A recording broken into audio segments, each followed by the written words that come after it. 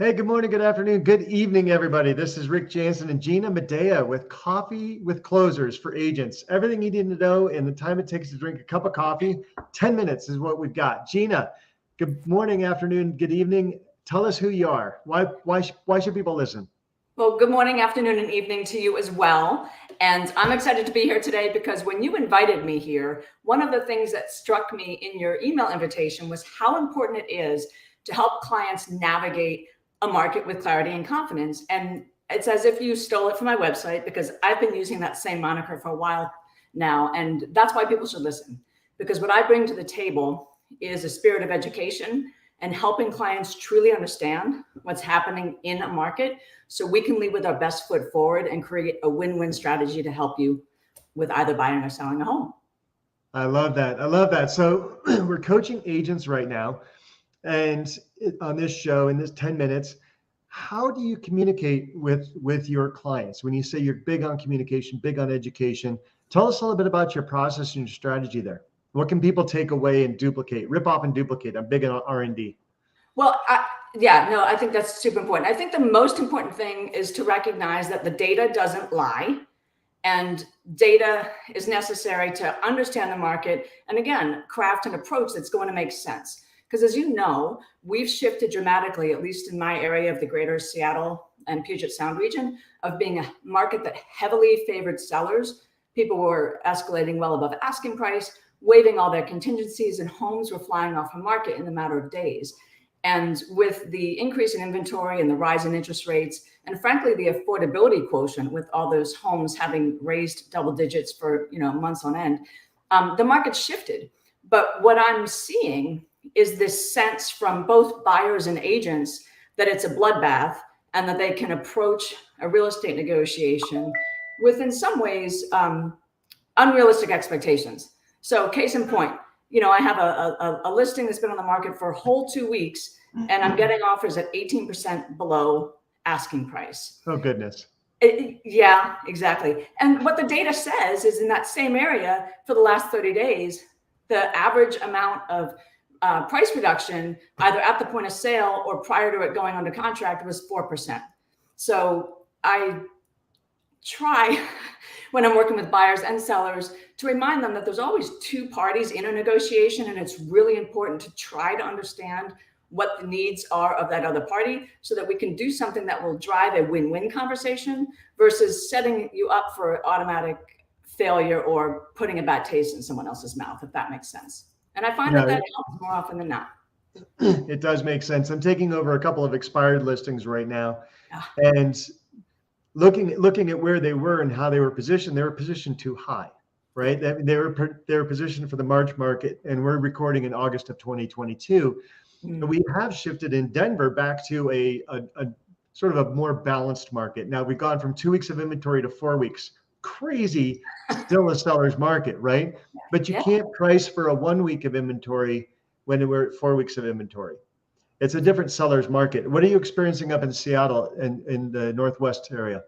It sounds very similar to what you're going through right now as well. I think that sellers have gotten the message that it's more important to price what is appropriate versus trying to push the high end of that range. But some feel that if they start at the high end of the range, there's an expectation anyway that buyers will expect them to reduce it. So then they'll just reduce it. But again, it comes back to what the data is saying and therefore what's reasonable, because a good agent on the other side will look at that same data. Unfortunately, exactly. And consumers are getting much more educated too. I mean, when you look at the average buyer right now, they have so much data at their fingertips that they didn't have 5 years ago. And his estimates are inaccurate, but that's what people think is accurate. And they have all sorts of other different models available to them. And what I like to tell my clients and the sellers is that it's almost impossible to underprice. I don't like to underprice, but it is almost impossible to underprice because supply and demand, the market will drive the price back up if you work the buyer frenzy a little accurately. But the market will, at least in Denver, Colorado, I'm not sure about where you are, the market will absolutely punish overpricing. Oh, for sure. For sure. So I always caution against it. I've turned down a listing or two because they were adamant on a certain price that just was not going to do them any good. No. So if you're supposed to be priced at 1.2 and you price at 1.5, you're going to sell for maybe $1 million. Whereas Yeah. if you're supposed to sell for 1.2 and you price around 1.15, 1.2, you might be able to push above 1.2 if you work at, and back in March, you probably could have pushed to 1.3, 1.4. Now you're Yeah. lucky to get the 1.2. But it's a matter of educating the seller.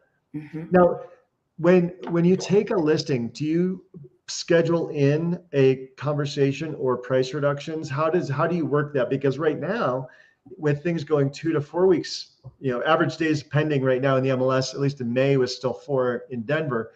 But the average days on market is going up, and especially at higher price points, luxury price points. I've heard of homes taking a year to sell, but getting full ask. How do you work the pricing and price reduction conversation into your listing presentation? Well, again, I'll use data to help paint the picture of the average days on market for prior homes that either eventually sold or at least pending.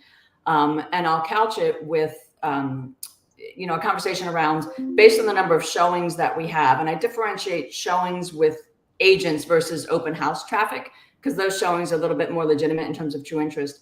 And generally I'll say, after about a dozen to 24 showings, kind of depending on the market, right? If it was way more of a seller's market, certainly after a dozen showings, we should at least have an offer. Maybe in our market, maybe 2 dozen. But if we don't have an offer in either between the combination of number of showings and 2 weeks to 21 days on market, then we have to talk about a shift in strategy, and typically that involves a price reduction. And I agree, but 10 showings or 2 weeks, you should have a pretty good feel. Yeah. You've got a lot of pent up buyer demand. You have if your marketing is out there doing its job, mm-hmm. right? If you're pushing the ads, if you're pushing the marketing, you've got stunning visuals. If everything is out there, letting everybody know it's out there. And in our MLS, you can do a reverse prospect and send a push out directly. If the market's not responding, you can control price or marketing. If the marketing is good, price has probably got to change. Yeah, 100%. Yeah. And I'm a big fan of reverse prospecting. I think that's just so brilliant to be able to understand who's looked, who's favorited, pick up the phone, call those agents, and encourage them to expose it to their buyers. Yeah, tell us more about that, because some agents might not be aware of that when they're listening to the show. Oh, they're definitely not aware of it, because when I'll call, they'll say, "What do you mean reverse prospecting?" So at least in our MLS, and it sounds like in yours as well, there's literally an opportunity to press a button associated with an individual listing, and it will generate. I wish it was a CSV file, but it will generate a list of the agents to whom that home has been sent, typically via a saved search that agent has set up for their client. And it will tell me on what date my listing was sent to one or more of their clients. If that client has actually favorited the home, I can see that. It will have a little heart next to it. And I'll just encourage them to reach back out to their clients to see who this home might appeal to, and encourage them to have them take a look. It's worked for me. Absolutely. Absolutely. So on ours, it'll pull up sometimes 54 or sometimes 239 agents that have a saved search. And some of them are doing it just as a curiosity and staying in touch with the market. And a lot of those are also searching multiple homes and looking at multiple. So it's not like 254 people are interested in your house particularly, right, but at least it's on their radar.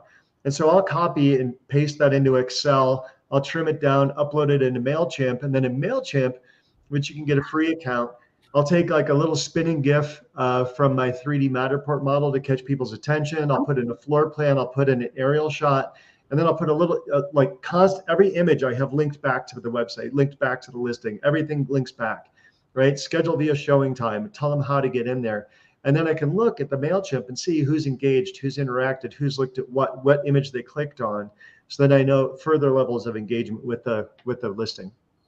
I like the idea. We do that too. I have an assistant, thank God for her, that makes sure that all that stuff gets pushed out. We'll pull reverse prospecting list and send to any new folks that are on it from day to day, especially if we have an open house coming up. But I like the idea of making sure that what they receive is engaging enough to encourage them to click. So that the GIFs, the spinnings, etc. I might have to rethink how I approach that. So thank you for that. Right. We're all about learning from each other. Absolutely. Hey, speaking of learning from each other, I've learned a lot today from Gina. Go to freecoachingevent.com, freecoachingevent.com. And on September 6th, we are broadcasting a live event from Denver nationally via Microsoft Teams. We're actually holding it at Denver Microsoft headquarters, so it's appropriate I'm talking to someone from Seattle. But go to freecoachingevent.com. And from Denver Microsoft headquarters, we're going to be broadcasting Microsoft Teams, a big live event with 10 coaches. And if you watch this after September 6th, you can access the recording there. Gina, thank you so much. If people want to reach out to you and send you referrals, because they absolutely should, how do they reach you?